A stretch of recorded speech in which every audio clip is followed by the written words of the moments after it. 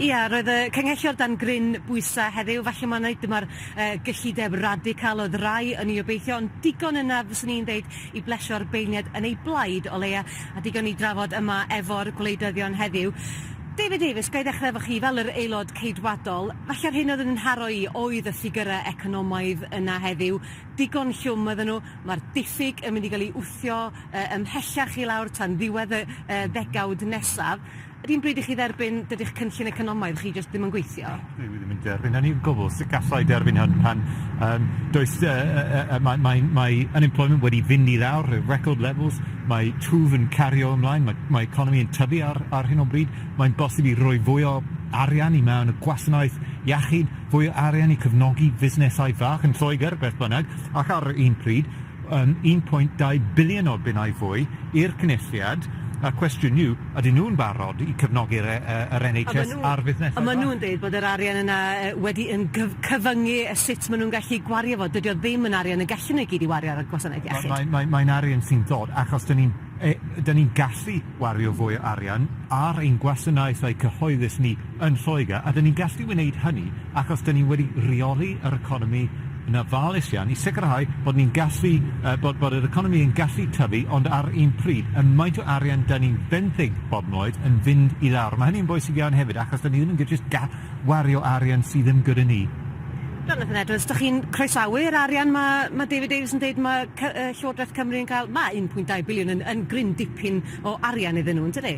Wel, cefndir fawr y gyllideb wrth gwrs oedd yr gwasgfa ar safonau byw. Y gweitha maen nhw wedi bod ers bell dros canrif, a reit ar dechrau yr areth y cyngellor, nath e adrodd allan ffigurau'r OBR, y corff annibynnol sy'n edrych ar sgil canlyniad y gyllideb o ran materion economaidd, yn dangos yn hollol glir bod business investment yn debygol o gwmpo, bod cynhyrchiad yn debygol o gwmpo, bod yr economi yn debygol o dyfu'n llawer llai cyflym na beth oedd wedi cael ei darogan.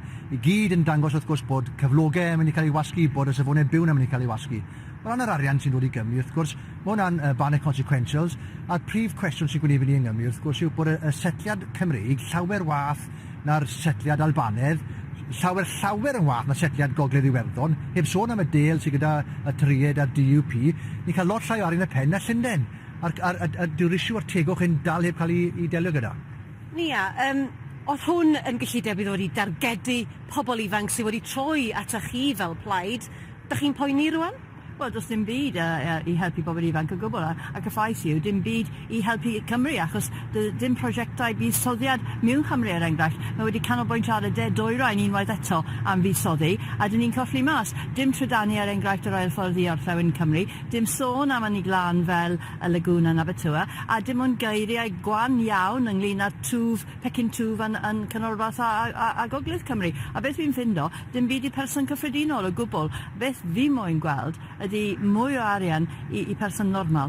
Petai nhw'n gallu codi y cap ar y sector cyhoeddus er enghraifft. Bydd hyn yn helpu lot o bobl, ac wrth gwrs mae lot o bobl yn colli mas gyda newidiadau i Universal Credit to, a ddim wedi gwneud dicon i helpu nhw. So fi'n ffindo fe'n siomedig iawn, a dim byd i helpu bobl ifanc. Dim byd. Beth am y newid yna i dres stamp? Mae hwnna'n rhywbeth yn cael ei ddatganoli, a gallwch chi fel Llywodraeth yng Nghymru i newid eich hunan y fis Ebrill nesaf?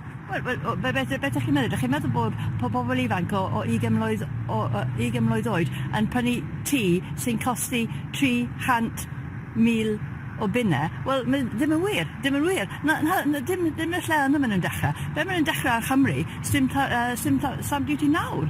So, David Davies, benwch chi hynny, does o ddim llawer fan hyn i helpu pobl gyffredin efo costa byw yn agwedd sydd dal yn cael ein anodd. Lot o pethau yno. Yn y lle gyntaf, y cwrs bydd yn helpu bobl sydd eisiau prynu tai am y tro gyntaf. Mae hynny yn glir. Da ni wedi wario biliynau o bunnau ar trydynu y llun rhwng Llundain a'r Rhadydd, ac wrth gwrs ar ei pryd fel mae Canhellor wedi cadarnhau heddiw, fyddwn ni'n mynd i cael gwared o toliau. Fyddwn ni'n gwneud lot i cefnogi busnesau fach yn Lloegr, a dyn ni'n wedi rhoi'r arian i'r Llywodraeth yn Nghymru wneud yr un peth. Cwestiwn nhw, ydyn nhw'n mynd i cefnogi first-time buyers ar busnesau fach? A Jonathan y gyflym, Siom nad ydyn nhw'n rhywbyd am Morlyn Abertawe heddiw?